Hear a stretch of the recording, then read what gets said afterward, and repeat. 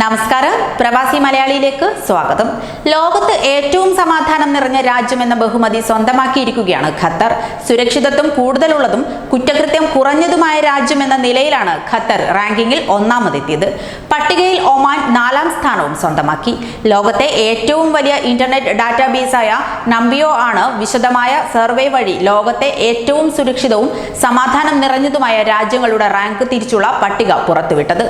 മൊത്തം 133 രാജ്യങ്ങളെ ഉൾപ്പെടുത്തി നടത്തിയ സർവേയിൽ അറബ് മേഖലയുടെയും ഏഷ്യൻ വൻകരയുടെയും അഭിമാനം ഉയർത്തിപ്പിടിച്ച് ഖത്തറാണ് 1ാം സ്ഥാനം സ്വന്തമാക്കിയത്. സുരക്ഷിതത്വത്തിന്റെ കാര്യത്തിൽ 88.10 പോയിന്റാണ് ഖത്തർ നേടിയത്. അതേസമയം കുറ്റകൃത്യങ്ങളുടെ നിരക്കിൽ ഏറ്റവും കുറവ് പോയിന്റും ഖത്തറിനാണ്.